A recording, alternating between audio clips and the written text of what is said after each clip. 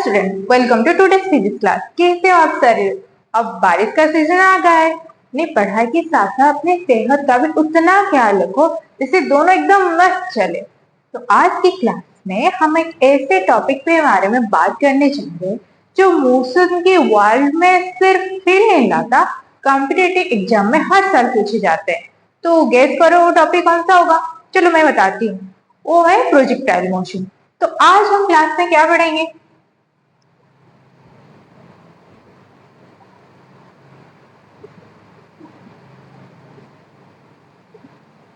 अगर आज का हमारा प्रोजेक्टाइल मोशन हमारा पढ़ने वाले हैं तो पहला टॉपिक जिससे हम बात करते हुए मिलेंगे वो होगा हमारा प्रोजेक्टाइल मोशन।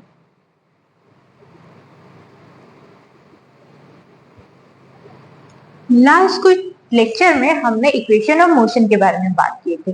तो प्रोजेक्टाइल मोशन में हमारा इक्वेशन मोशन कैसे चेंज हो जाता है, इसके लिए कैसे काम करते हैं उसके बारे में उसके बाद हम बात करेंगे। तो हमारा नेक्स्ट टॉपिक क्या होगा? हमारा नेक्स्ट टॉपिक होगा इक्वेशन ऑफ मोशन, और इसके बाद हम कंपोनेंट ऑफ प्रोजेक्टाइल मोशन के बारे में बात करेंगे। तो इसके बाद हम क्या पढ़ेंगे?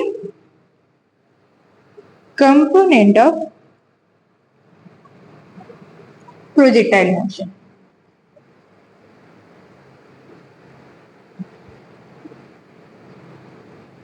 तो इसमें ना हम रेंज, मैक्सिमम हाइट और हमारा टाइम ऑफ फ्लाइट इसके बारे में बात करेंगे। तो ये तो था हमारा आज का गोल। अब बात करते हैं ये टॉपिक कितना वेटेज रखता है ज्यादातर हमारे कॉम्पिटिटिव एग्जाम में। तो हमारा नेक्स्ट हुआ टॉपिक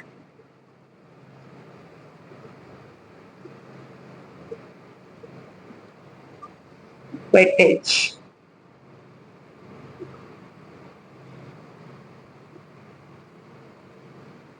ठीक है, पहला हमारा जे।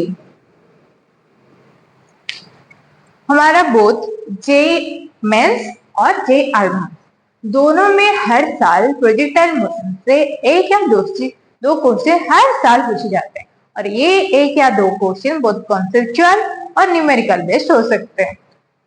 में कितने क्वेश्चन पूछे जाते हैं? एक और दो क्वेश्चन। क्वेश्चन किस तरह होते हैं? कंसेप्चुअल रहते हैं और न्यूमेरिकल रहते हैं। ठीक है, और इसके बाद हमारा नेक्स्ट एग्जाम है नीट। नीट में प्रोजेक्टाइल मोशन से हर साल 2 और 3 क्वेश्चन पूछे जाते हैं। पर सबसे अच्छी बात क्या है पता है? नीट में जो क्वेश्चन पूछे जाते हैं वो सारे फॉर्मूला बेस्ड डायरेक्ट क्वेश्चन होते हैं। कैसे question? Formula based direct question.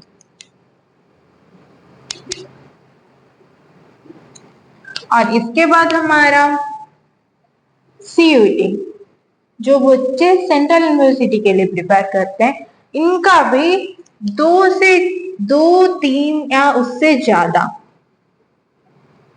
Questions आते हैं, और ये भी डायरेक्ट फॉर्मूला बेस्ड रहते हैं।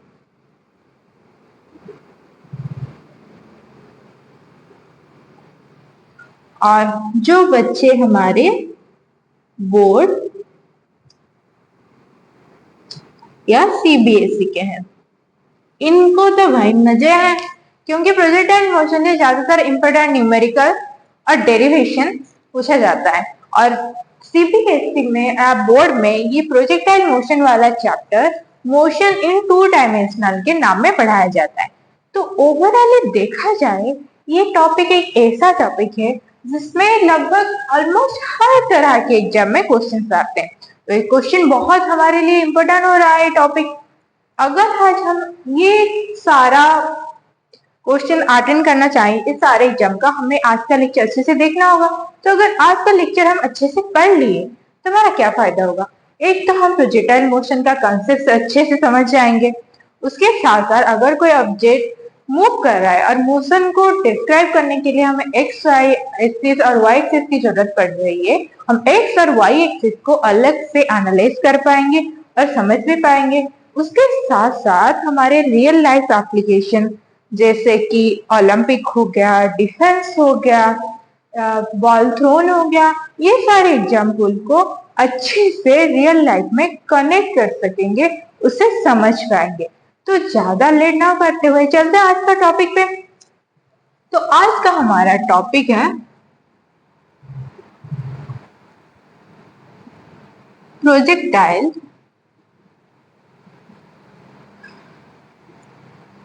मोशन।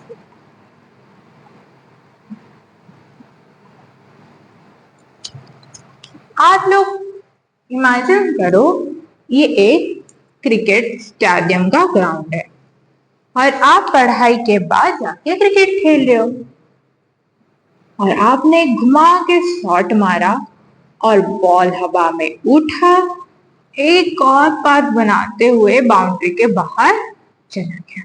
ठीक है, क्या हुआ? आपने शॉट जोर से मारा और बॉल हवा में उठा, हवा में उठने के साथ तो हवा में उड़ के आके बाउंड्री के बाहर आ गया। अब कुछ सवाल आते हैं, ये बॉल को तो आपने शॉट लगा दिए, ये ऐसे स्ट्रेट लाइन में भी आ सकता था, नहीं स्ट्रेट लाइन में क्यों नहीं आया? अगर स्ट्रेट लाइन में नहीं आया तो सिर्फ कर्व पाथ में ही क्यों बनाया? अगर कर्व पाथ में बनाया भी तो उसने कितने हाइट गए, कितने डिस्टेंस गए, इतनी डिस्टेंस कर्व पाथ में ट्रेवल करने के लिए उसे कितना टाइम लगा होगा? बहुत सारे सवाल हैं और ये सवाल का जवाब आज हम इस क्लास में निकालेंगे, ढूंढेंगे, समझेंगे, ये सारे कुछ करेंगे। तो क्या है ये समझते हैं। आपने इस बॉल को ऊपर उठा के फेंका, अब बॉल हवा को चीरता हुआ गया, मतलब जब ये हवा में गया तो एक ही अपोजिशन था, वो था एयर। तो यहाँ पे रेजिस्टेंस के तौर पर सिर्फ एयर काम कर रहा था, तो हम बोल सकते हैं यहाँ पे एयर रेजिस्टेंस ही था। जब ये सब चीजें हो रहा था अर्थ के ऊपर, जब बॉल हवा में उड़ के पॉइंट ए से पॉइंट बी पे पहुंचा, सिर्फ ग्रेविटी ही था जो उस पे काम कर रहा था। एक्सीलरेशन ड्यू टू ग्रेविटी काम कर रहा था नीचे की तरफ, है ना? तो हम क्या कह सकते हैं, यहाँ ये सिर्फ ग्रेविटी के बेसिस पे जा रहा है, या कांस्टेंट एक्सीलरेशन जी काम कर रहा था इसी डायरेक्शन में। ठीक है, और हम एक और चीज भी देख सकते हैं, ये जो ऑब्जेक्ट है ना, इसका मोशन के बारे में बात करने के लिए, मैथमेटिकल फॉर्म में बात करने के लिए हमें कितने एक्सिस की जरूरत पड़ रही है? 2 एक्सिस की। अगर हम इसे एक्सिस के साथ जोड़े, ये तो बना हमारा एक एक्सिस वाई एक्सिस और एक यहाँ पे आया axis.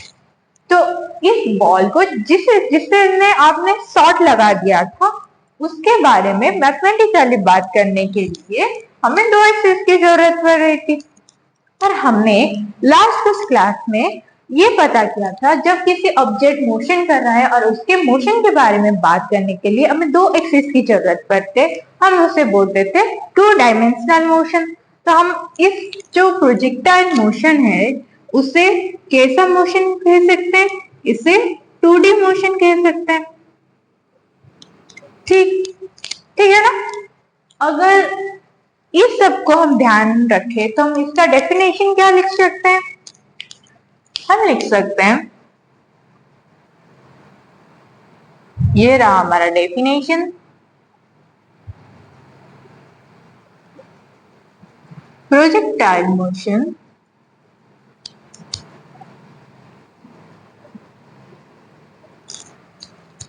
is the motion of an object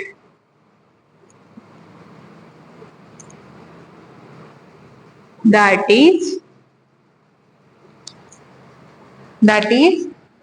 thrown or projected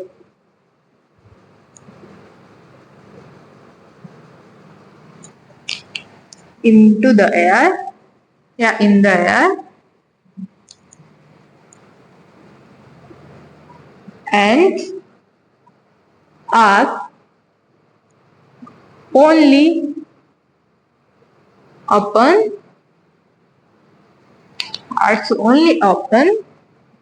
gravity।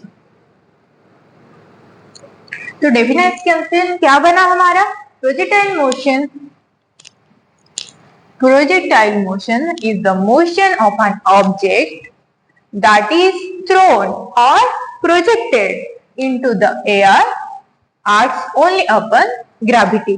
ये रहा हमारा प्रोजेक्टाइल मोशन का डेफिनेशन। और हमने देखा इसने एक कर्व पाथ में ट्रेवल किया। कैसे पाथ में? ये कर्व पाथ को फॉलो कर रहा है, और ये जो पाथ फॉलो कर रहा है ना, इसे बोलते हैं पैराबोला। ठीक है, तो हम क्या लिख सकते हैं? हम लिख सकते हैं it follow a curved path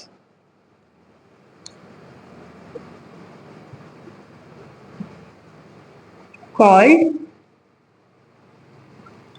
क्या कहते हैं उसे? उसे कहते हैं पैराबोला। तो हमने ये भी देखा ऑब्जेक्ट हमारा एक कर्व पाथ ट्रेस कर रहा है या कर्व पाथ में मूव कर रहा है, और इस कर्व पाथ को हम पैराबोला कहते हैं।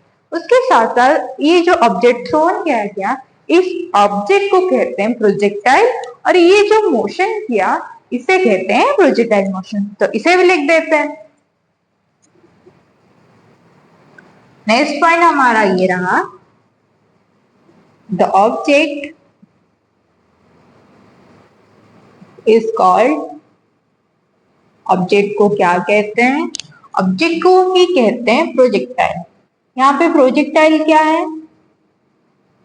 यहाँ पे हमारा इस एग्जाम्पल में प्रोजेक्टाइल है ball, and the motion is called, motion को क्या कहते हैं? मोशन को कहते हैं प्रोजेक्टाइल मोशन।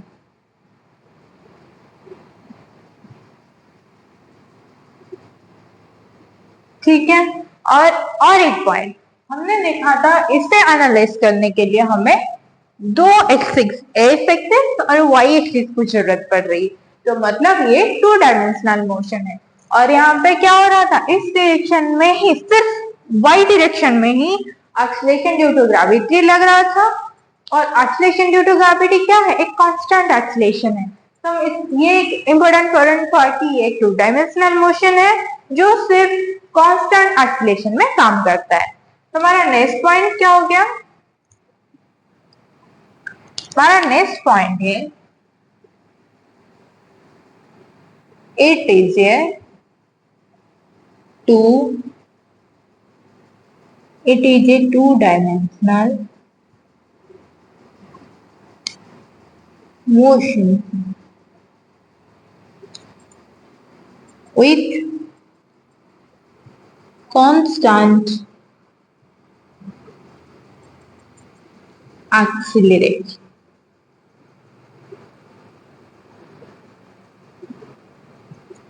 तो हमने क्या देखा? हमारा जो प्रोजेक्टाइल मोशन एक 2 डायमेंशनल मोशन है, वो कांस्टेंट एक्सीलरेशन पे मूव कर रहा है। जो ऑब्जेक्ट फेंका जा रहा है, जो बॉल हम फेंक रहे हैं, तो उसे हम प्रोजेक्टाइल बोलते हैं। जो कर्व पाथ उसने ट्रेस किया उसे हम बोलते हैं हमारा प्रोजेक्टाइल मोशन। जो कर्व है पैराबोला है, उसका पाथ को क्या बोलते हैं? पैराबोला बोलते हैं। उसके बेसिस में हमने डेफिनेशन लिखा। ये था हमारा कुछ बेसिक बातें। अब ये सब लिख लो, हम नेक्स्ट टॉपिक पे आते हैं फिर। आई होप कि तुम लोगों ने लिख लिया होगा। तो हमने क्या देखा? हम प्रोजेक्टाइल मोशन देखा। तो हमने प्रोजेक्टाइल मोशन में ये देखा कि किसी ऑब्जेक्ट को अगर हम हवा में फेंक रहे हैं या प्रोजेक्ट कर रहे हैं या थ्रो करने, जैसे कि हमारा एग्जाम्पल अगर कोई पूछे प्रोजेक्टाइल का मोशन का, हम क्या बोल सकते हैं? ओलंपिक में जो जैवलिन वगैरह फेंका जाता है, वो बेस्ट एग्जाम्पल होगा। डिफेंस सिस्टम में हम अगर कोई सिस्टम वगैरह प्रोजेक्ट करते हैं वो हो सकता है। और दूसरा क्या होगा, किसी भी चीज हमारे नेचुरल लाइफ में किसी भी चीज जिसे हम फेंक सकते हैं वहां पे हमारा प्रोजेक्टाइल मोशन यूज होता है। ज्यादातर प्रोजेक्टाइल मोशन का एग्जाम्पल मानसून वगैरह में यूज करते हैं। रियल लाइफ में डिफेंस, मानसून और ओलंपिक गेम वगैरह में इसका यूज किया जाता है। क्रिकेट हो गया, जितने सारे गेम्स में इसका तुम अच्छे से एनालाइज करके समझ पाओगे। तो हम आते हैं हमारा नेक्स्ट टॉपिक पे।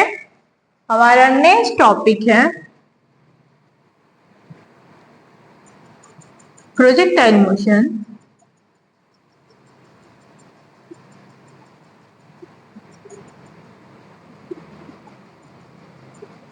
using equation of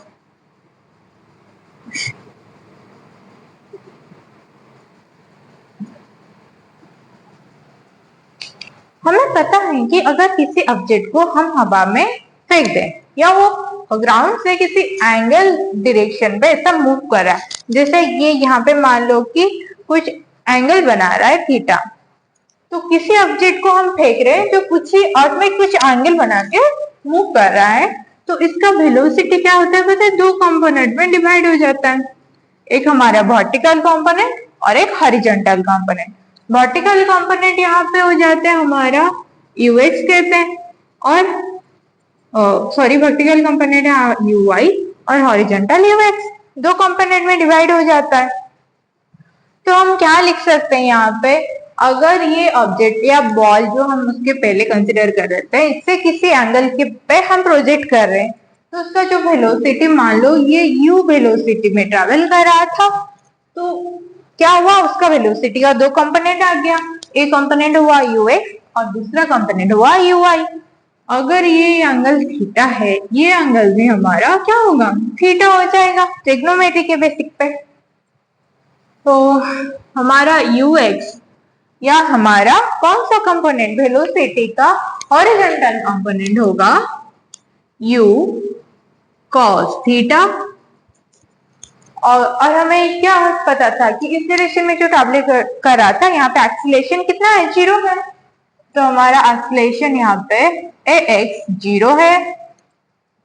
वेलोसिटी का वर्टिकल कंपोनेंट uy क्या होगा, uy हमारा हो जाएगा u sin थीटा और acceleration along y direction ay g होगा, g माइनस होगा या प्लस होगा, ये सोचो, g माइनस होगा क्योंकि ना एक्सीलरेशन ड्यू टू ग्रेविटी हमेशा नीचे की तरफ काम करता है, ये हमें लास्ट क्लास में पता है चला था, हुआ है माइनस।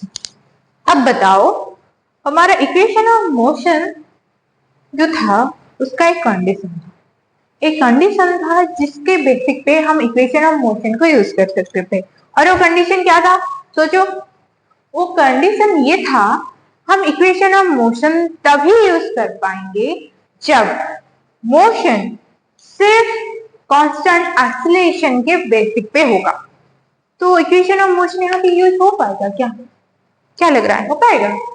जी बिल्कुल हो पाएगा, क्योंकि ना ये जो पूरा मोशन हो रहा है सिर्फ एक कांस्टेंट एक्सीलरेशन जी के बेसिस पे हो रहा है, तो हम इक्वेशन ऑफ मोशन को अच्छे से यूज कर पाएंगे। तो देखते हैं इक्वेशन ऑफ मोशन यहाँ पे क्या होता है। हमारा पहला इक्वेशन ऑफ मोशन क्या था, हमारा पहला इक्वेशन ऑफ मोशन था v equal to u plus a t, ठीक है, ये था हमारा पहला इक्वेशन ऑफ मोशन। हम ये जो प्रोजेक्टाइल मोशन है उसको एनालाइज करने के लिए दो एक्सिस की जरूरत पड़ रही है, तो ये भी इक्वेशन एक्स एक्सिस के लिए कुछ अलग होगा क्योंकि एक्स एक्सिस के वेलोसिटी का कंपोनेंट कुछ और हो रहा है, वाई एक्सिस के लिए कुछ अलग होगा क्योंकि वाई का कंपोनेंट कुछ अलग हो रहा है। तो एक्स एक्सिस हमारा वेलोसिटी या ये इक्वेशन कैसा हो रहा है देखते हैं पहले। along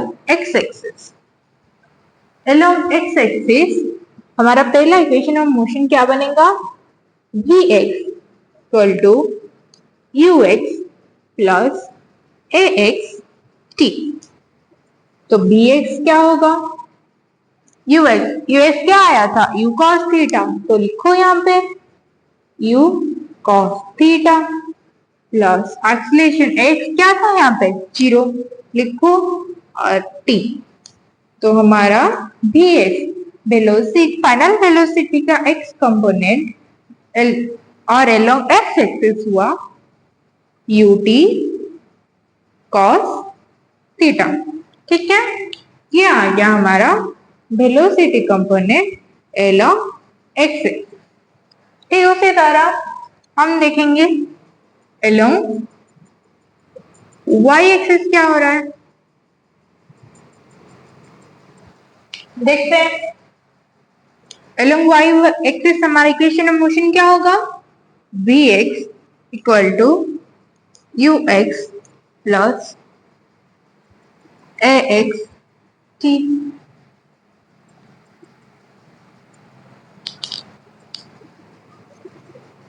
तो हमारा सॉरी यू वाई, यहाँ पे भी वाई और यहाँ पे भी वाई, तो बी वाई हुआ हमारा यू वाई क्या है, यू साइन थीटा, तो लिखो u sine theta. A y क्या है, जी माइनस जी, तो यहाँ पे अगर माइनस साइन आ रहा है ये क्या हो जाएगा, माइनस हो जाएगा, तो माइनस जी टी। ठीक है, ये हो गया हमारा फाइनल वेलोसिटी का y कंपोनेंट या फाइनल वेलोसिटी एलोंग y। अगर दोनों को मिला ले, फाइनल वेलोसिटी का हम वेक्टर फॉर्म में लिखें, हमारा वेलोसिटी क्या होता है वेक्टर फॉर्म में v x i cap plus v y j cap. हमारा भी क्या हुआ, v x u cos theta, u cos theta i क्या प्लस यू, ये बी वाई है, u sine theta minus g t j cap. ठीक, ये आ गया हमारा वेलोसिटी पहला equation of motion in projectile form. इसे हम इक्वेशन 1 देते हैं। अब इसे लिख लो, फिर नेक्स्ट इक्वेशन ऑफ मोशन उस पे चलते हैं। कि तुम लोगों ने इसे लिख लिया होगा, अरे अरे हमारा यू कंपोनेंट तो मिट गया, कोई बात नहीं फिर से लिख लेंगे। ये था हमारा पहला इक्वेशन ऑफ मोशन, किस फॉर्म में, प्रोजेक्टाइल मोशन के फॉर्म में। अब आता है, से पहले ये लिख देते हैं हमारा सेकेंड इक्वेशन ऑफ मोशन। हमारा सेकेंड इक्वेशन ऑफ मोशन क्या था, याद है क्या था सेकेंड इक्वेशन ऑफ मोशन, हमारा second equation of motion displacement का था। तो फॉर्मूला क्या था, S equal to u t plus half a t square. ठीक, लास्ट फॉर्मूला जैसे एलोंग एक्स एक्सिस और वाई एक्सिस हुआ था और जिस बेसिक्स पे हुआ था ये भी उसी तरह होगा। तो पहले होगा एलोंग, पहले वाई एक्सिस पे लेते हैं, एलोंग वाई एक्सिस क्या हो रहा है, एलोंग वाई एक्सिस ये फॉर्मूला चेंज होके होगा x y equal to u y t plus half a y t square. तो डिस्प्लेसमेंट एलोंग वाई एक्सिस बना यू वाई क्या है, यू साइन थीटा, लिखते हैं यू साइन थीटा टी, उसके बाद प्लस हाफ ए वाई क्या है माइनस जी, लिखते हैं माइनस जी और टी स्क्वायर। तो फिर हमारा फॉर्मूला बना x y equal to u t sine theta minus half g t square. ठीक है, तो डिस्प्लेसमेंट एलोंग वाई एक्सिस लिखे, अब लिखते हैं displacement along x axis, along x axis x axis में डिस्प्लेसमेंट एक्स हुआ u x t plus half a x t square. ठीक है, और हमने पता है कि एक्स जीरो हुआ तो ये टर्म जीरो के साथ कुछ भी मल्टीप्लाई करते क्या होता है, बहुत बड़ा जीरो, तो ये टर्म हमारा पूरा बन गया है जीरो। तो हमारा नेक्स्ट स्टेप क्या हुआ, s x equal to u x है क्या, u cos theta u t cos theta. ठीक, यहाँ पे आ गया डिस्प्लेसमेंट की एक्स कंपोनेंट, डिस्प्लेसमेंट की वाई कंपोनेंट। तो डिस्प्लेसमेंट को अगर हम वेक्टर फॉर्म में लिखें, एक्स क्या होगा, एक्स एक्स आई क्या प्लस एक्स वाई जे क्या। तो हमारा फाइनल डिस्प्लेसमेंट हुआ यू एक्स एक्स क्या हुआ यू टी कॉस थीटा, लिखते हैं u t cos theta i क्या प्लस एक्स वाई क्या है u t sine theta minus half g t square, लिखो u t sine theta minus half g t square j क्या।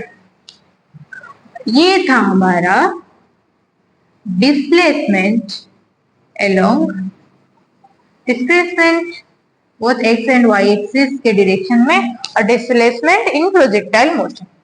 ये हमारा second equation of motion था, तो find कर देते हैं। और हमारा थर्ड इक्वेशन ऑफ मोशन, ये आपके लिए काम रहेगा, ये करोगे और दिखाओगे कि कैसे हो रहा है। ये दोनों तो मैं कर दी, और ये जो दूसरा इक्वेशन ऑफ मोशन था ये आप लोग करोगे और बताओगे कि आंसर क्या आ रहा है, और उसके बाद हम कुछ न्यूमेरिकल करेंगे। इससे पहले इसे आप लोग लिख लो, लिख लिया इसे। ये था हमारा projectile equation of motion, projectile motion की फॉर्म में कैसे चेंज होता है इसके बारे में हमने बात कर लिया। और पहला equation of motion, second equation of motion हमने मिलके किए, और तीसरा इक्वेशन ऑफ मोशन आप लोगों ने करके ईमानदारी से बताया होगा, ऐसा आपसे उम्मीद रख रहे हैं। उम्मीद तो कर सकते हैं ना आपसे। अब आते हैं कुछ न्यूमेरिकल के बेसिस पे। तो आप लोग का क्वेश्चन है, ए particle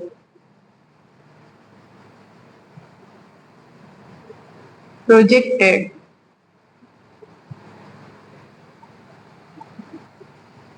with velocity 50 meter per second at 37 degree horizontal.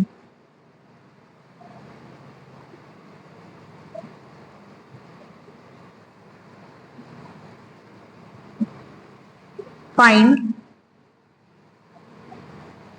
the velocity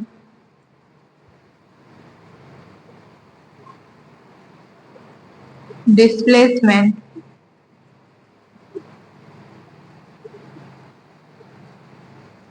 of the particle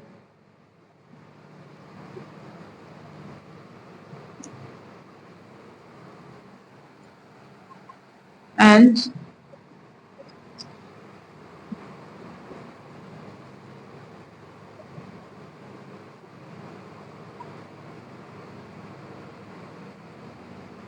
coordinate of the particle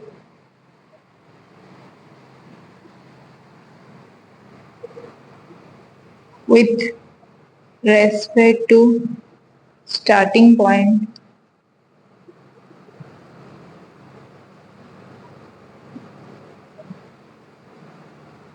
after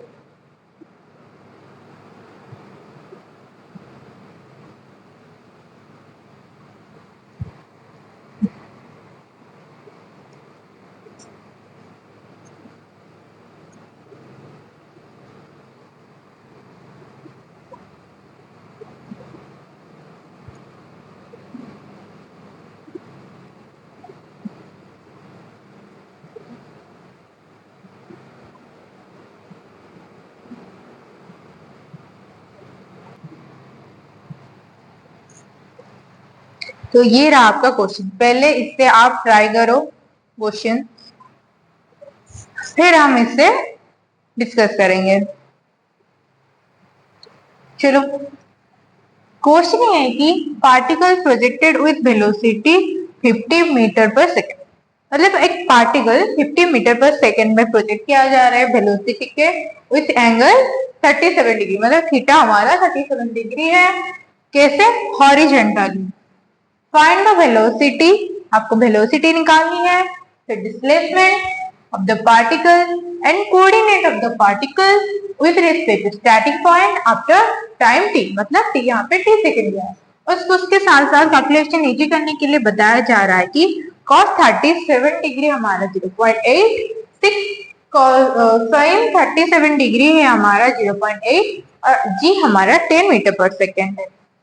तो करते हैं, तो हमारा आंसर है, कैसे होगा आंसर?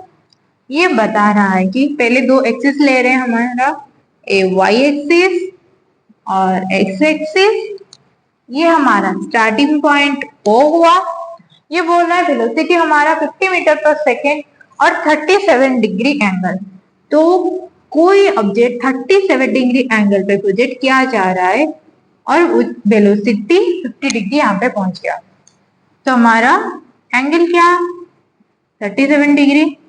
वेलोसिटी है हमारा 50, एक्सीलरेशन ड्यू टू ग्रेविटी है 10 मीटर पर सेकेंड स्क्वायर।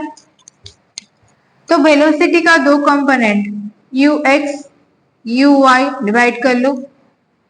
हमारा यू एक्स क्या बना? यू कॉस 37 डिग्री, क्योंकि ये एंगल 37 हुआ था, ये एंगल भी क्या होगा? 37 नहीं होगा ना। तो हमारा यू वाई क्या होगा? You cos 37 degree. ठीक, उसी तरह ए एक्स 0, क्योंकि एक्स एक्सिस के डायरेक्शन में कोई एक्सीलरेशन नहीं होता। फिर हमारा यू वाई होगा यू साइन 37 डिग्री और यू कॉस थीटा, पहले ये लिखते हैं। यू का वैल्यू क्या है? 50, कॉस 37 0.6, तो ये होगा हमारा 30 मीटर पर सेकेंड। ये क्या होगा? यू 50, यू होगा 50 cos 37 डिग्री 0.8 इंटू 0.8, ये हुआ हमारा 40 मीटर पर सेकेंड। और हमारा ए वाई क्या है? माइनस जी का वैल्यू यहाँ पे दिया है 10, तो हमारा ये हुआ -10। उसके बाद हमें निकालना है पहले वेलोसिटी। तो वेलोसिटी कैसा होता था? वेलोसिटी को हम लिखते थे u प्लस at, इससे निकलता था पहला इक्वेशन ऑफ मोशन से। यहाँ पे करते हैं, हमारा v क्या होगा? u प्लस at होगा। तो हमारा vx क्या होगा? ux प्लस xt, x 0 है तो ये वाला टर्म पूरा 0 हो जाएगा। और ux क्या है? u cos 37 डिग्री या 30 मीटर पर सेकेंड, तो ux हुआ हमारा 30। ठीक, उसी तरह हमारा vy क्या होगा? uy क्या है? 50, तो लिखो ये t 40 है, 40 माइनस 10 इंटू 2, मतलब 40 माइनस 20 इक्वल टू ये आया हमारा 20। तो वेलोसिटी हमारा वेक्टर वी एक्स आई क्या प्लस बी वाई जे क्या, हमारा वेलोसिटी क्या आया? वी एक्स क्या है? 30, तो 30 आई क्या प्लस बी वाई है 20, तो 20 जे कैप आ गया हमारा वेलोसिटी। यहाँ पे वेलोसिटी क्या है? 30 आई क्या 20 जे क्या। तो हमने क्या निकाल लिया? हमने वेलोसिटी निकाली। अब आया डिस्प्लेसमेंट। हमारा डिस्प्लेसमेंट का फॉर्मूला क्या था? फॉर्मूला था हमारा S equal to ut plus half 8t²। देखो अगर तुम एंट्रेंस एग्जाम में हो, अगर तुम्हारा फॉर्मूला ये फॉर्मूला याद है, पर projectile motion equation of motion में कैसे कन्वर्ट होता है वो याद नहीं है, तो इससे डायरेक्ट कन्वर्ट करके कर लेना। कैसे करोगे, डायरेक्ट लिख लो, एक्स एक्स क्या बन रहा है, you x t plus half a x t square. तो हमारा ए एक्स यू एक्स क्या है, हमारा एक्स 30, टी क्या है, टी हमारा है 2 सेकेंड टी, तो 30 इंटू 2 ये क्या बना 60। ये वाला टर्म क्या हो जाता है, जीरो, क्योंकि एक्स हमारा है जीरो। ये हो गया हमारा एक्स एक्स। फिर उसी तरह हमारा एक्स वाई क्या होगा, u y t plus half a y t square. तो एक्स वाई होगा, यू आई हमारा 40 t 2, 40 into 2 80, half a y है हमारा -10, टी का स्क्वायर होगा क्या 2 इंटू 2 4, 4 इंटू -40, तो -40 डिवाइडेड बाई 2, 80 -20 ये बना हमारा 60। तो डिस्प्लेसमेंट एस क्या हुआ, एक्स कोऑर्डिनेट है 60, तो 60 आई कैप,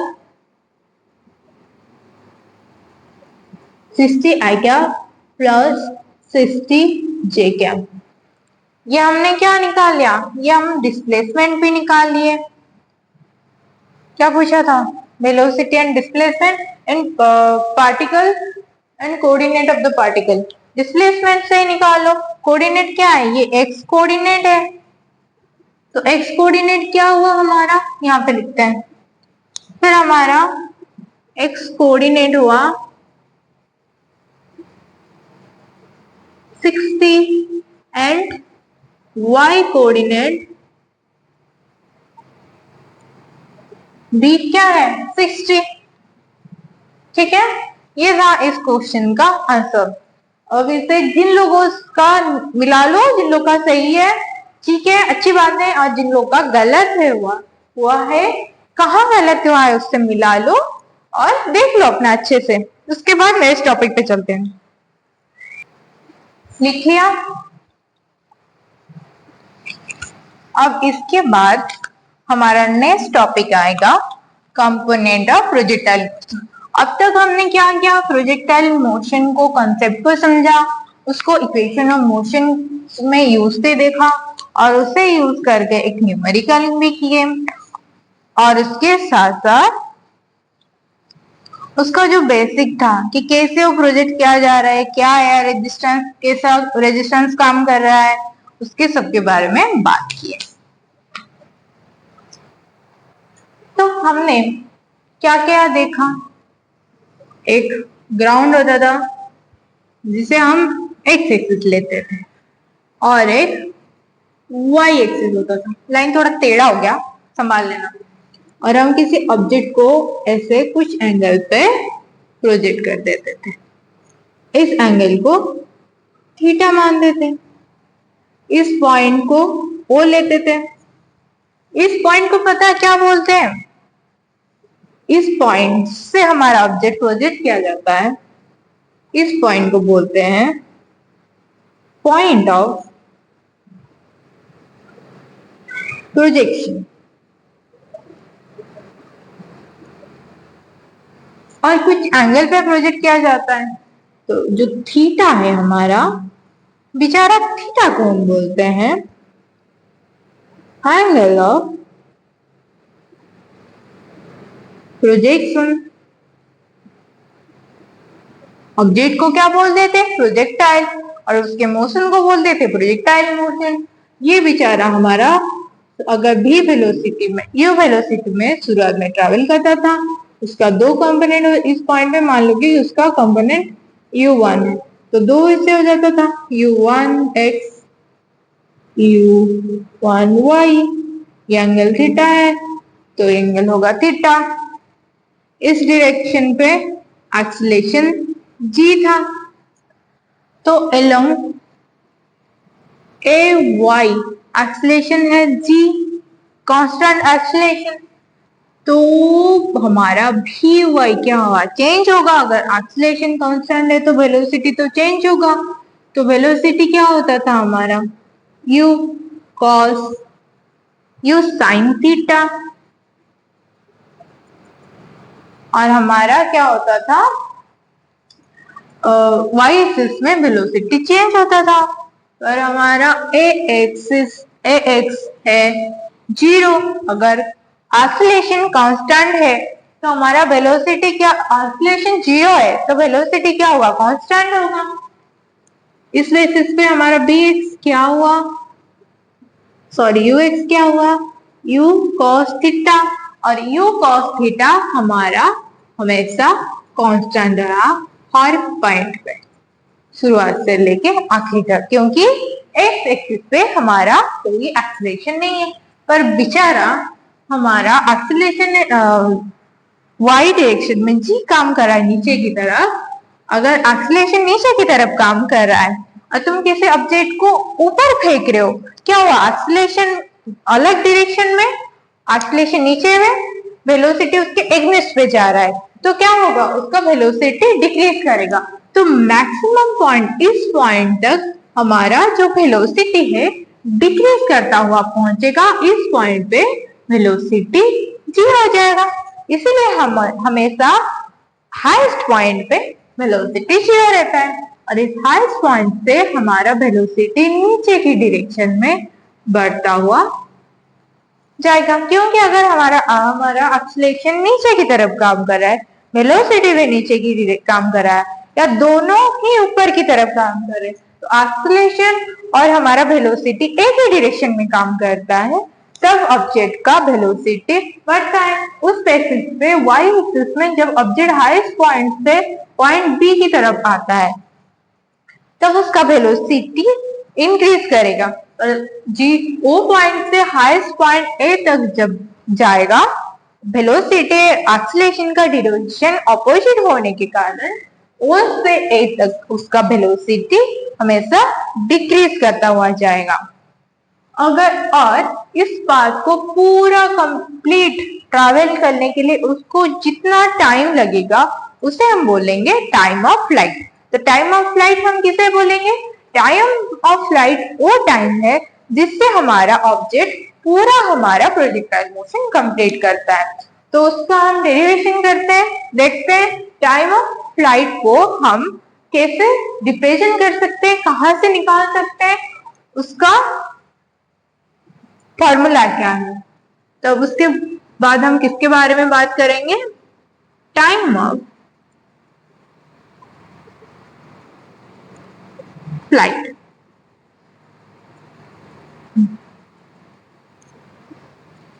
ठीक है, टाइम ऑफ फ्लाइट क्या है, प्रोजेक्टाइल मोशन में कितना टाइम ले रहा है प्रोजेक्टाइल मोशन को कंप्लीट करने के लिए, उसे ही बोलते हैं हमारा टाइम ऑफ फ्लाइट। तो इसे हम वाई एक्सिस के डिस्प्लेसमेंट फॉर्म में निकाल सकते हैं। देखो हमारा ऑब्जेक्ट इस पॉइंट से आया, ठीक है, इस पॉइंट से फेंका गया और यहां तक पहुंचा। अगर स्ट्रेट लाइन लिए तो यहाँ मतलब यहां से ऐसे गया, स्ट्रेट लाइन में ऐसे बोल सकते हैं, फिर यहां से यहां तक आ गया, फिर नीचे आ गया इस पॉइंट पे। तो डिस्प्लेसमेंट वाई डायरेक्शन में क्या हुआ, बहुत बड़ा 0। तो डिस्प्लेसमेंट अलोंग वाई एक्सिस से 0। पर हम according to equation of motion x y को क्या लिख सकते हैं, हम एक्स वाई लिख सकते हैं u y t plus half a y t square लिख सकते हैं ना। अब देखते हैं क्या क्या वैल्यू आके गिर रहे हैं। एक्स वाई क्या है 0, यू वाई क्या है, यू वाई हमारा u sine theta, u sine theta t plus half a y क्या है, ए वाई है जी, किस डायरेक्शन में काम कर रहा है, नीचे की तरफ, तो जी क्या होगा माइनस जी टी स्क्वायर। अच्छे से लिखिए तो ये क्या बन जाएगा, 0 equal to u t sine theta minus half g t square. इसमें भी टी है, इसमें भी टी है, यहाँ पे टी है, यहाँ पे टी स्क्वायर है, तो एक टी हम यहाँ से कॉमन ले सकते हैं, तो ले लो। 0 इक्वल टू टी कॉमन लिए, u sign theta minus half g T. ये टी यहाँ पे मल्टीप्लाई है, इधर आ जाएगा तो इस टी का वैल्यू क्या होगा, 0 होगा। और हम बोल सकते हैं इससे t इक्वल टू 0 है, तो टाइम 0 आया। टाइम कब 0 आया, इस पॉइंट पे, पॉइंट O पे हमारा टाइम क्या है, 0 है। तो अब आगे चल के अगर कोई t निकलेगा तो टाइम किस पॉइंट का आएगा, t भी, टाइम भी का आएगा। तो हम यहाँ क्या लिख सकते हैं, टाइम एट ए पॉइंट O पे, O पॉइंट, तो t यहाँ की 0 हो जाएगा। तो नेक्स्ट स्टेप हमारा होगा 0 equal to u sine theta minus half g t. यहाँ पे ये टर्म माइनस में है तो इधर ले आओगे तो प्लस हो जाएगा, ले आओ इधर, हमारा होगा half g t equal to u sine theta. ठीक है, तो t, हमें t निकालना है, टाइम ऑफ लाइफ। ये 2g/2 है, इधर ले आओ तो क्या होगा, 2 डिवाइड में है, यहाँ पे मल्टीप्लाई हो जाएगा, g मल्टीप्लाई में है तो डिवाइड में आ जाएगा। तो हमारी इक्वेशन यहाँ से इधर ले आए तो क्या होगा, 2 डिवाइड में है, यहाँ के मल्टीप्लाई में आ जाएगा। तो हम क्या लिख सकते हैं, u sine theta, g multiply में है, इधर आके डिवाइड में आ जाएगा, इधर सिर्फ t बचेगा। ये जो इक्वेशन आया इसे बोलते हैं हमारा, और यू भी है ना एक टाइम ऑफ फ्लाइट, इस इक्वेशन को बोलते हैं टाइम ऑफ फ्लाइट।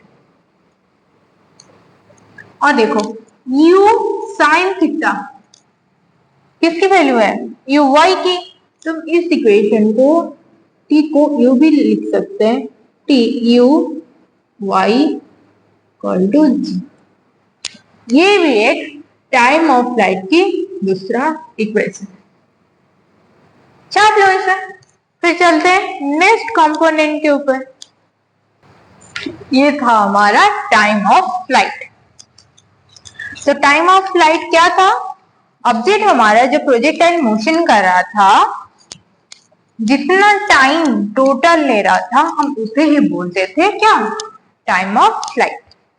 अब ऑब्जेक्ट एक्स एक्सिस में पर कुछ तो डिस्प्लेसमेंट किया है ना, क्या है, ये जो एक्स एक्सिस में वो जो डिस्प्लेसमेंट किया है उस डिस्प्लेसमेंट को ही हम बोलते हैं रेंज। तब आप समझ गए होंगे हमारा नेक्स्ट टॉपिक या नेक्स्ट डेरिवेशन हमारा क्या है, रेंज। रेंज क्या है, रेंज है एक्स एक्सिस में ऑब्जेक्ट हमारा कितना डिस्प्लेसमेंट किया है, कितना डिस्प्लेसमेंट किया, तो किससे निकालेंगे, डिस्प्लेसमेंट की फॉर्मूला से निकालेंगे, ऑब्वियसली डिस्प्लेसमेंट है।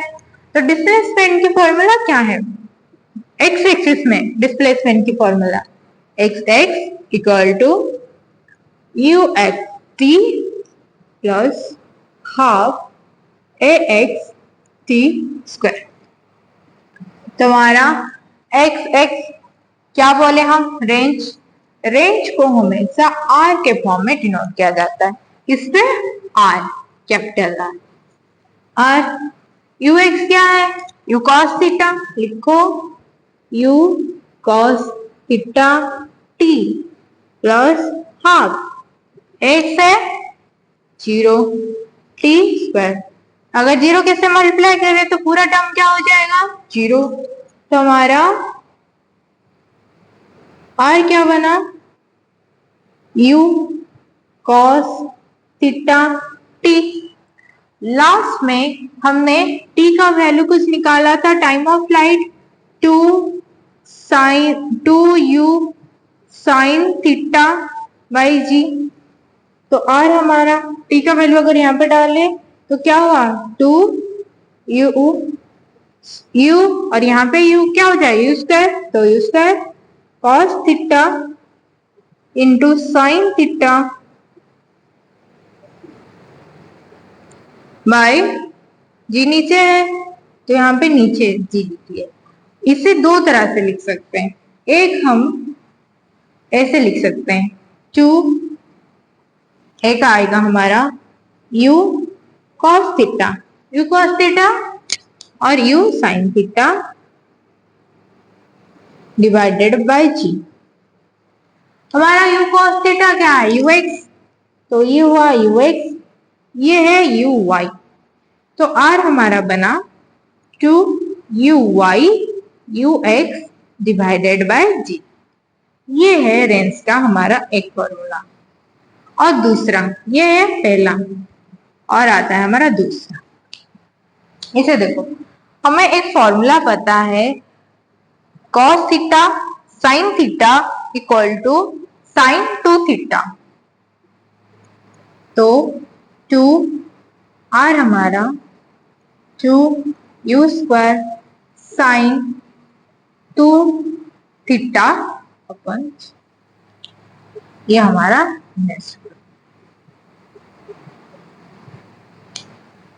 ठीक है, रेंज है मैक्सिमम डिस्प्लेसमेंट, जितना दूर जाएगा हमारा ऑब्जेक्ट हम बोलेंगे रेंज उतना मैक्सिमम है। अगर रेंज मैक्सिमम हुआ तो क्या होगा, साइन 2 थीटा 1 हो जाएगा। तो अगर हम पर मैक्सिमम रेंज के बारे में बात करें, मैक्सिमम रेंज मतलब क्या, ऑब्जेक्ट उतना डिस्प्लेसमेंट या डिस्टेंस कवर करेगा हमारा एक्स एक्सिस में। अगर मैक्सिमम डिस्टेंस क्या, साइन 2 थीटा क्या होगा, हमारा साइन 2 थीटा बनेगा 1। साइन 2 थीटा अगर 1 हुआ, हमारा 2 थीटा होगा 90 डिग्री, तो हमारा थीटा क्या बन जाएगा, 45 डिग्री। जब साइन 2 थीटा 1 होगा तो रेंज जब मैक्सिमम होगा, साइन 2 थीटा अगर 1 हुआ तो हमारा फॉर्मूला क्या बना, 2 स्क्वायर बाई जी आ गया। ये हुआ हमारा मैक्सिमम रेंज की फॉर्मूला।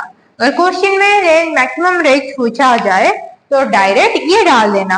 और एक बात ध्यान रखना, हम अगर किसी ऑब्जेक्ट को 45 डिग्री पे फेंके तो हमारा ऑब्जेक्ट मैक्सिमम डिस्टेंस कवर करा। तो फ्यूचर में कभी ओलंपिक खेलने गए और तुम्हें जैवलिन फेंकना पड़ा, सोचो कितने एंगल पे फेंकोगे, 45 डिग्री में। अगर हम किसी ऑब्जेक्ट को 45 डिग्री में प्रोजेक्ट करते हैं तो मैक्सिमम रेंज कवर करके पहुंचेगा। अगर उससे हम कुछ एंगल कम कर दें, सोचो कि हम किसी ऑब्जेक्ट को कुछ एंगल में प्रोजेक्ट कर रहे हैं, ये एंगल है 45 माइनस थीटा, कुछ थीटा एंगल 45 से कम है, तो क्या होगा ना, हमारा ऑब्जेक्ट मैक्सिमम डिस्टेंस से पहले ही गिर जाएगा, मैक्सिमम डिस्प्लेसमेंट से पहले गिर जाएगा। तब क्या होगा, अगर हम किसी ऑब्जेक्ट को प्रोजेक्ट करें और ये angle 45 plus theta, same theta से ज्यादा प्रोजेक्ट करें, तब भी हमारा ऑब्जेक्ट सेम पॉइंट में गिरेगा।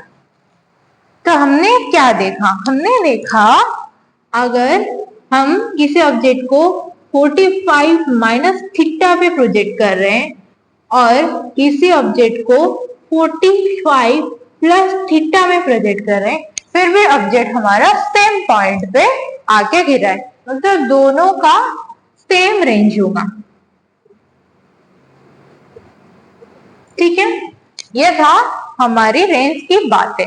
अब इसे लिख लो, फिर मैक्सिमम कितना हाइट गया उसके बारे में बात करेंगे। लिखो पहले इसे, रेंज लिख लिए, तो रेंज क्या हुआ रेंज हमारा वो डिस्प्लेसमेंट हुआ जब ऑब्जेक्ट हमारा किस डायरेक्शन में गया, जब ऑब्जेक्ट हमारा एक्स डायरेक्शन में गया। फिर हम रेंज को निकाले और मैक्सिमम रेंज कब जाता है, जब कोई ऑब्जेक्ट को हम 45 डिग्री के एंगल में प्रोजेक्ट करते हैं तब हमारा ऑब्जेक्ट मैक्सिमम रेंज कवर करता है। उसके बाद हमने देखा कि ऑब्जेक्ट को चाहे 45 प्लस थीटा डिग्री पे प्रोजेक्ट करो या 45 माइनस थीटा पे प्रोजेक्ट करो, वो सेम रेंज कवर कर रहा है। तो हमने क्या कर रहे थे अब तक, हम एक्स एक्सिस ले रहे थे, वाई एक्सिस ले रहे थे, उसके बाद हमारा प्रोजेक्टाइल मतलब जो ऑब्जेक्ट था हम उसे क्या बोलते थे, प्रोजेक्टाइल बोलते थे। वो क्या करता था, कुछ वेलोसिटी यू से कुछ एंगल थीटा पे ट्रैवल करता था, पैराबोला में एंगल था थीटा, यू वेलोसिटी में ट्रैवल करता था, कुछ हाइट जाता था जहां पे वेलोसिटी क्या हो जाता था, हमारा जीरो हो जाता था, और उसके बाद उसका वेलोसिटी धीरे धीरे इंक्रीज करता हुआ इस पॉइंट पे पहुंच जाता था। और यहाँ पे वो जितना डिस्टेंस कवर करता था हम इसे बोलते थे रेंज, डिनोट करते थे आर से। जितना टाइम वो ले रहा था उसे बोलते थे टाइम ऑफ फ्लाइट, डिनोट करते थे कैपिटल टी से। अब बात करेंगे हमारा ऑब्जेक्ट कितना हाइट गया, और इस हाइट को हम बोलते हैं मैक्सिमम हाइट, लिखते हैं एच मैक्स। अब निकालते हैं कितना हाईएस्ट मैक्सिमम हाइट गया, तो क्या लिखेंगे, मैक्सिमम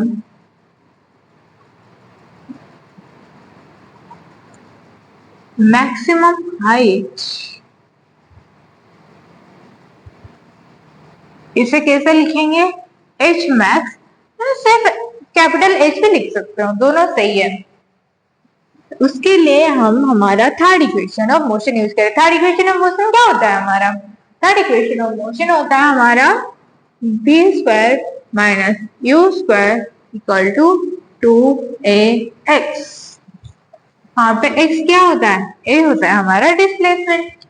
यहाँ पे फाइनल वेलोसिटी, यहाँ तक वेलोसिटी ले रहे हैं और यहाँ पे वेलोसिटी क्या हो रहा है, जीरो हो रहा है, माइनस यू स्क्वायर, यू है हमारा इनिशियल वेलोसिटी। इनिशियल वेलोसिटी क्या है, यू ही है,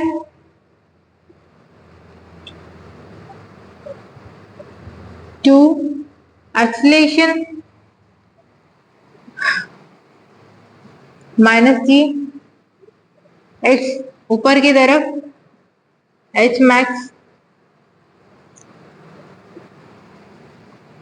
तो क्या हुआ माइनस यू वाई स्क्वायर लो माइनस 2g h मैक्स, दोनों की तरफ माइनस है, कैंसिल कर लो। तो हमारा इक्वेशन क्या बना, हमारा इक्वेशन बना एच मैक्स इधर रख के बाकी सारी टर्म इधर ले आओ, you y square by 2g हमारा आया एच मैक्स की फॉर्मूला।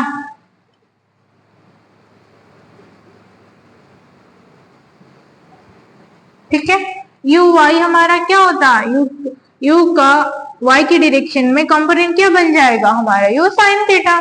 तो हम लिख सकते हैं क्या, एच मैक्सिमम या h equal to u y, u sine theta के स्क्वायर डिवाइडेड बाय 2, ये हुआ हमारा मैक्सिमम हाइट के फॉर्मूला। और ये था सारे कंपोनेंट ऑफ प्रोजेक्टाइल मोशन। ठीक है, लिख लो।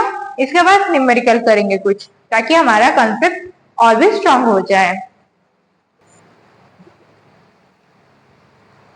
हमें क्वेश्चन दिया गया है और क्वेश्चन में क्या पूछा गया, पहले तुम खुद ट्राई कर लो, उसके बाद हम इसे देखेंगे कि क्वेश्चन में पूछा क्या गया है, हम इसे करेंगे कैसे।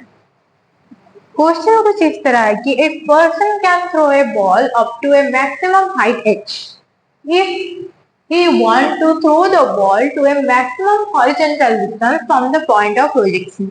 मतलब कि ये हमें मैक्सिमम हॉरिजॉन्टल पोजीशन निकालने को बोल रहा है और क्वेश्चन में बताया गया है कि ये ग्राउंड है, हम किसी ऑब्जेक्ट को इस पॉइंट से u वेलोसिटी में, मान लो कि u वेलोसिटी पे फेंक रहे हैं और ये ऑब्जेक्ट हमारा मैक्सिमम हाइट h तक गया, तो ये बोल रहा है कि मैक्सिमम हॉरिजॉन्टल डिस्टेंस क्या होगा।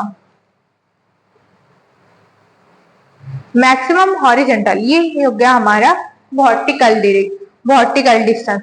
वर्टिकल डिस्टेंस को हम क्या बोलते थे, इट्स मैस।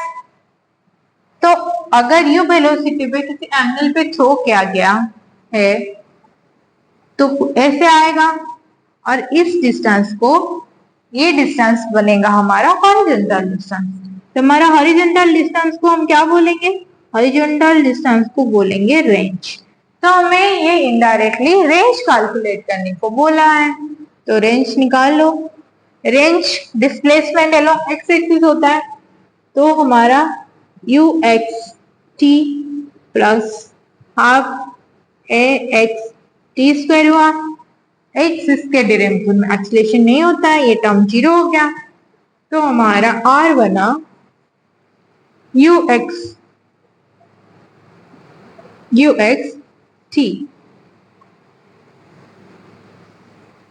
या तुम लिख सकते हो जैसे हमारा फॉर्मूला था, फॉर्मूला के बेसिक में 2u(x)g, या हमारा साइन थीटा लगा के लिख सकते हैं। ठीक है, ये हुआ इसका आंसर। अब दूसरे न्यूमेरिकल पे चलते हैं, इसे लिखो, दूसरे न्यूमेरिकल पे चलते हैं फिर। तो लिख लिए, अब चलते हैं कुछ नेक्स्ट न्यूमेरिकल पे। ये था हमारा दूसरा numerical. Next question, find the angular projection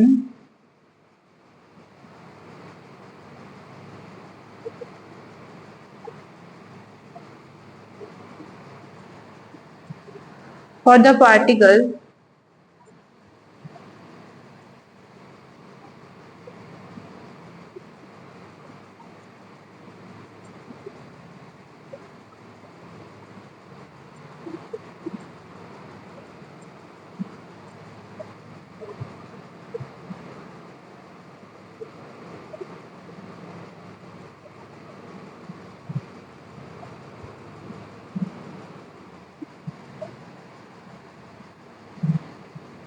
equal horizontal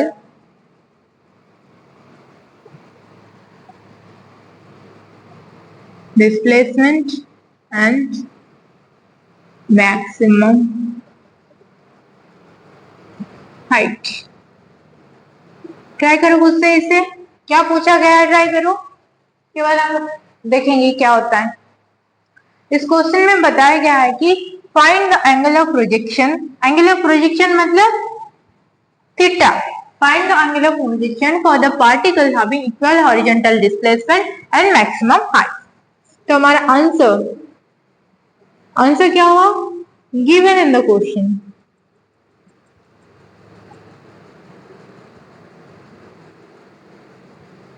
question में क्या दिया गया है, हॉरिजॉन्टल डिस्प्लेसमेंट क्या है, r, मैक्सिमम हाइट h। तो given in the question r equal to h। हमारा r का फॉर्मूला क्या होता है, 2 sin theta cos theta u square g। h का फॉर्मूला होता है u sin थीटा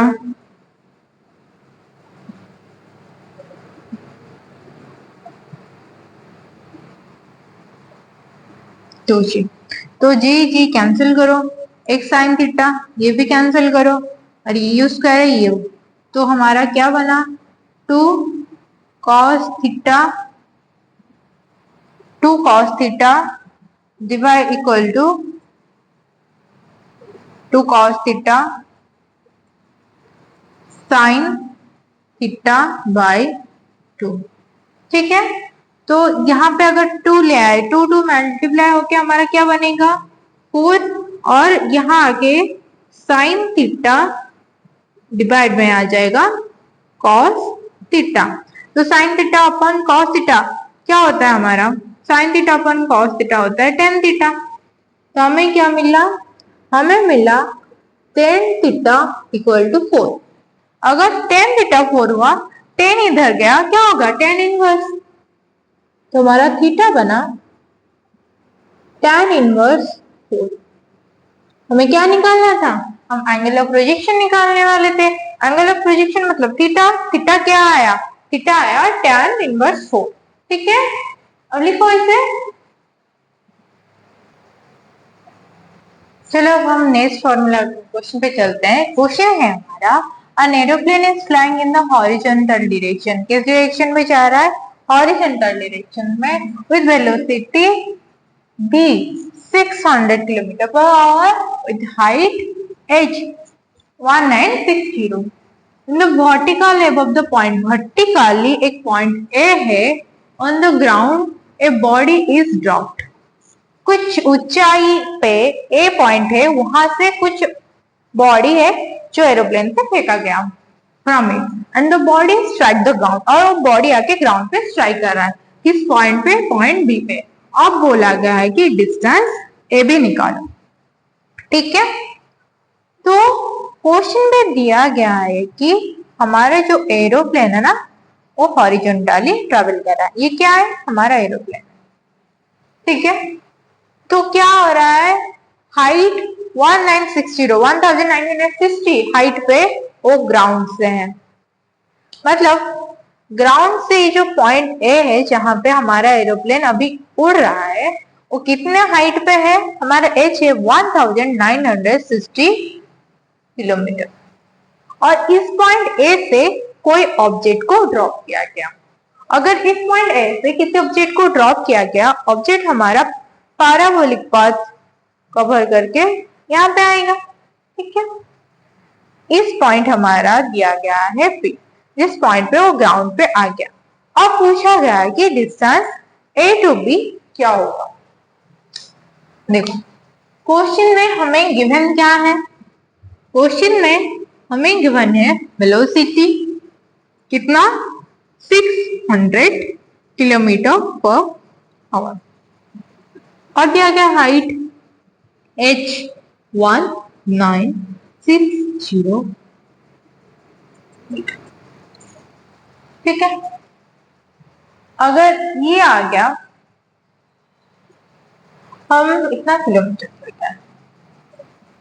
अब वो बोल रहा है कि इसी हाइट पे हम किसी ऑब्जेक्ट को एरोप्लेन से ड्रॉप कर रहे हैं, वो कुछ पाथ ट्रेवल करके ग्राउंड पे आ रहा है, तो इसका तुम हाइट निकालो। पता है हाइट का फॉर्मूला, हाफ टाइम का formula,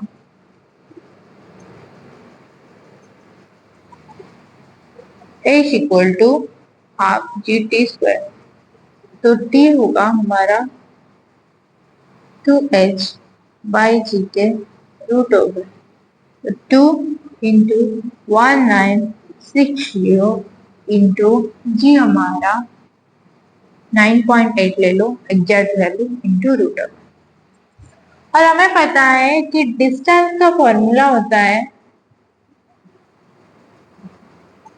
velocity into time. Velocity है हमारा 600, टाइम है हमारा root over of 2 into 1960 divided by 9.8। अगर इसे तुम कैलकुलेट करोगे तो वैल्यू हमारा आएगा 3.33 मीटर। ठीक है, ये था आज का हमारा टॉपिक। आई होप कि प्रोजेक्टाइल के मोशन के कंसेप्ट आपको अच्छे से समझ आ गए होंगे और इसको आप एंजॉय भी किए होंगे। तो thank you for today, thank you.